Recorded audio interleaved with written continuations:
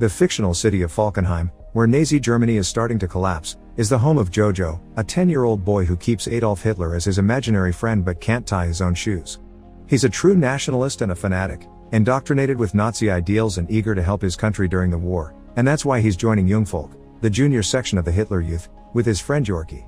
They're spending the whole weekend at a camp run by Captain Klensdorf, his second-in-command Freddie Finkel, and Fräulein Rahm, who is in charge of the League of German Girls. They're giving kid-sized uniforms and a special dagger before they're taken to experience a variety of activities like grenade throwing, trench digging, map reading, and gas defense, among others. Or at least, the boys are. The girls are taught to dress wounds, make beds, and how to get pregnant.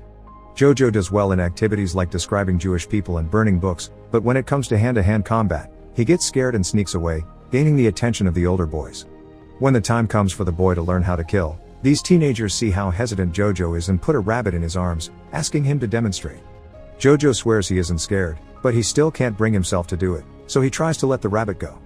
However, the teen boy grabs it before it can run away and kills it himself, proceeding then to make fun of Jojo for his failure. Since he's scared like a little rabbit, they start calling him Jojo Rabbit, which upsets him and causes him to run to the woods. While he sits on a tree root crying, imaginary Hitler shows up and tells him rabbits are actually pretty brave. They go out in the wild every day to get their carrots and they gotta be sneaky not to get caught. Encouraged to be a mighty rabbit, Jojo runs back to camp, where Klensdorf is teaching the kids to throw grenades under his supervision. Jojo passes by him, steals the grenade he has in his hand, and continues to run into the woods, where he throws the grenade so badly that it bounces off a tree and lands on his feet, exploding on his face. Jojo falls unconscious, but he has some blurry memories of people getting him to the hospital and his mother Rosie Betzler visiting him. He wakes up some days later in his room, and the first thing he notices when he gets out of bed is the limp on his leg, the second being the scars on his face he finds when looking at the mirror. His mother comes to check on him, then to hug him and remind him that he's got her even if his father is gone and his sister Inga died. After making him put on his uniform again, Rosie takes Jojo back to the Jungvolk headquarters, where they find Klensdorf awkwardly feeding Finkel.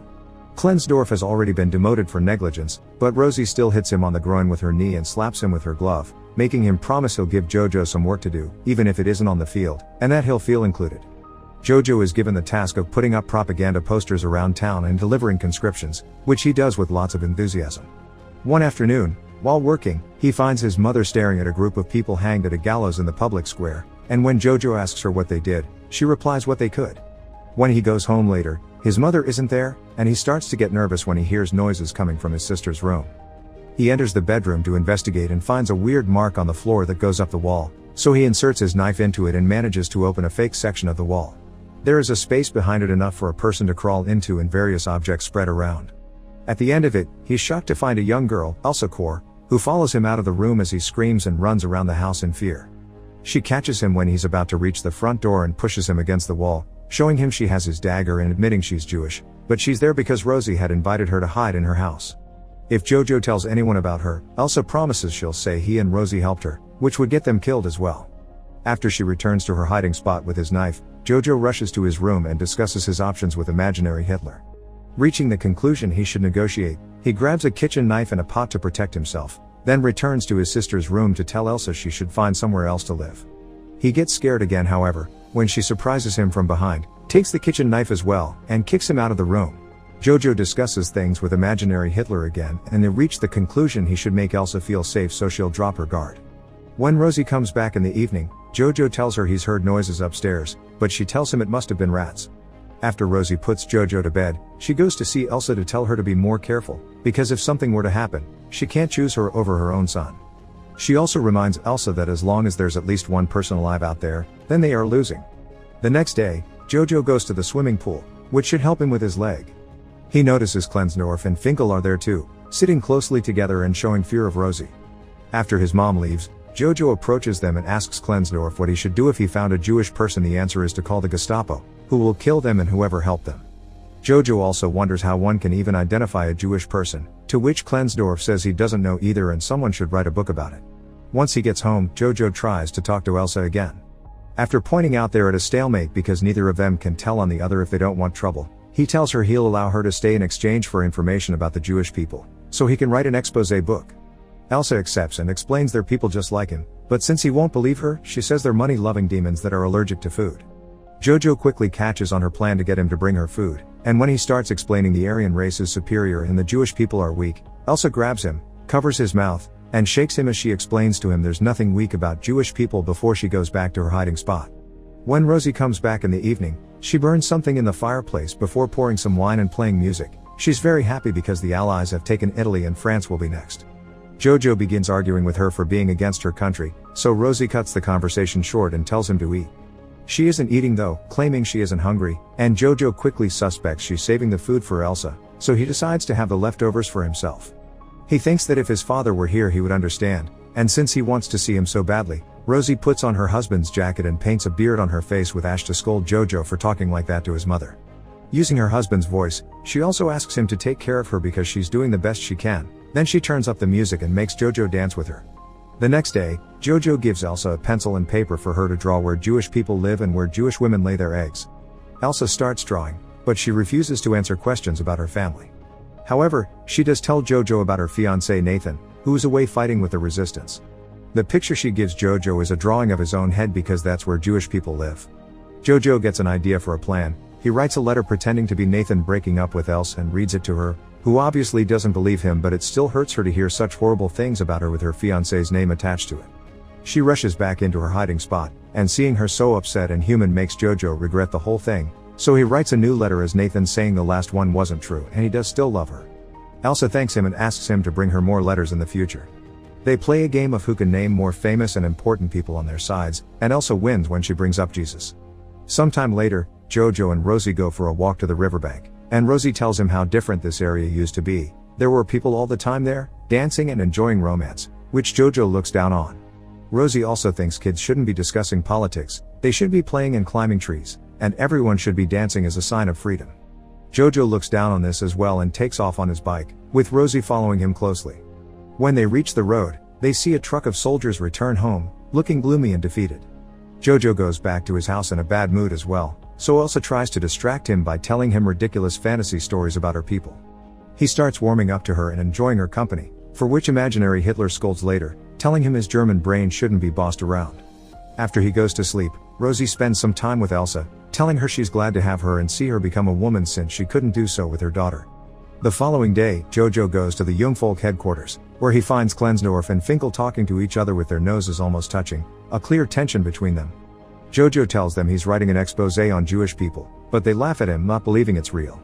Klensdorf decides to share with him some designs he's made for his and Finkel's uniforms, which are very flamboyant. Then he gives Jojo a new task: he must collect scrap for the war effort. While walking the streets dressed as a robot, Jojo sees his mother handing out little anti-Nazi flyers, and he also meets with Yorkie, who has been accepted as a soldier. When Jojo tells him he's captured a Jewish person, Yorkie replies he saw one in the forest and doesn't understand what the big deal is about, which gives Jojo a lot to think about. He visits Elsa as soon as he returns home and gifts her some colored pencils he's found around, but he also reminds her it's illegal for a Nazi and a Jewish person to be friends. Elsa points out he isn't really a Nazi because he hasn't hurt her, he's just a lonely kid trying to find a place to fit in. They agree to disagree. After Elsa realizes how dirty she's become, Jojo allows her to leave the room and take a bath. She even borrows some of his sister's clothes. They're about to have dinner together when someone knocks on the door, and after she runs back to her hiding spot, Jojo opens the door to find a group of Gestapo officers led by Hermann Diertz, and right after them, Klensdorf and Finkel arrives as well, saying they had to bring some pamphlet to Jojo, which sounds like his excuse. The Gestapo immediately starts searching the house for any suspicious activity as Diertz asks Jojo why his mother is away all day and why his uniform is lacking his knife. Elsa shows up then, wearing Inga's clothes and pretending to be her. She tells them she was the one to grab the knife because her brother had been bothering her, so the Gestapo goes to search her room next. Diertz is still suspicious of her, so he asks for her papers. Elsa grabs Inga's ID from her drawers and hands it to Klensdorf, who asks her for her birthday. Elsa guesses correctly and Klensdorf lets her go, but Diertz cuts in when he sees Jojo's exposé book. The Gestapo starts going through it, laughing at all the demonic drawings of Jewish people, and while Klensdorf doesn't look too amused, Elsa feels rather upset and betrayed when they reach a section where Jojo has described all the ways Nathan should die. Happy not to have found anything wrong, the Gestapo leaves, and Klensdorf leaves as well after giving Elsa back the ID and Jojo his knife. Elsa discovers the date on the papers is different from what she said, which means Klensdorf has been helping them all along. Jojo points out nobody really knows Inga is dead, so Elsa could pretend to be her and live with them normally, but she still feels hurt by the book content, so she tells Jojo they can't be friends. Imaginary Hitler yells at Jojo for trying to befriend Elsa and thinking she's a good person and tells him to get his priorities straight. While he's out getting some food, Jojo finds Rosie hanged at a gallows in the public square. Devastated, he clings to her legs and cries his heart out, even trying to tie up her shoe to no avail. After staring at the body for hours, he goes home with his knife in hand, blaming Elsa for Rosie's death and ready to stab her for it. She stops his hand just in time and he only manages to scratch her. As he starts crying again, Elsa takes pity on him and comforts him. She explains she's always known Rosie as part of the resistance, although she doesn't know the details, and Jojo's father is fighting for the resistance as well, but Rosie told him the opposite not to upset him. She also confesses her parents were taken to a concentration camp, so the two of them only have each other. Jojo starts going to the streets to scavenge food from waste bins and notices how destroyed the city is becoming every day. He and Elsa begin a routine together, sharing meals and enjoying the fake letters from Nathan that Jojo writes. One afternoon, the city enters a chaotic state when the Allies initiate an offensive, taking advantage of Hitler having killed himself. Jojo comes across Yorkie, who is carrying some weaponry around because the army is so desperate for soldiers that they're sending the kids out. Jojo tells him the Jewish person he caught is kind of his girlfriend now and he's worried because it's illegal, but Yorkie points out he's met the Russians and the Japanese and they are worse than Jewish people. Rom finds them next and after sending Yorkie out with a gun, she gives Jojo a uniform jacket so he won't be shot by their own side by accident. A bomb explodes in the area then, and Jojo is left dizzy while he watches everyone fight, including kids and the elderly, and even Klensdorf and Finkel wearing their flamboyant designs. Jojo is too scared to fight, so he hides in an abandoned building until it's over. He comes out after things calm down and sees the Americans take off the Nazi flags to replace them with their own, celebrating their victory. Soviet soldiers are seizing every Nazi they see, including Diertz and the rest of the Gestapo, and seeing the jacket Jojo is wearing, they take him as well. He finds Klensdorf among the other prisoners, who tells him he's a good boy and that he should take care of his sister before taking off his jacket and spitting at him, calling him a Jew so that the soldiers let him go. Jojo can only watch as Klensdorf is taken away to be executed by a firing squad. On his way home, Jojo finds Yorkie, who says he'll go to see his mother for a cuddle. When he points out Jojo's girlfriend can be free now, Jojo gets crestfallen at the idea of Elsa leaving and rushes back to the house. He decides to lie to Elsa and tell her Germany won the war so she can't leave, but after going through his book and seeing drawings of his mother and a rabbit in a cage, he pretends to write another letter from Nathan and reads it to her, saying he has a plan to sneak her out of the city. Then, Elsa finally confesses that Nathan died last year of tuberculosis, but she's found the letters comforting. Jojo admits that he loves her romantically, but he knows she only loves him like a brother, which she agrees with, so he wants to help her escape anyway. Imaginary Hitler is disappointed in him for this and tries to convince him to change his mind, but Jojo finally stands up to him and kicks him out of the house through the window.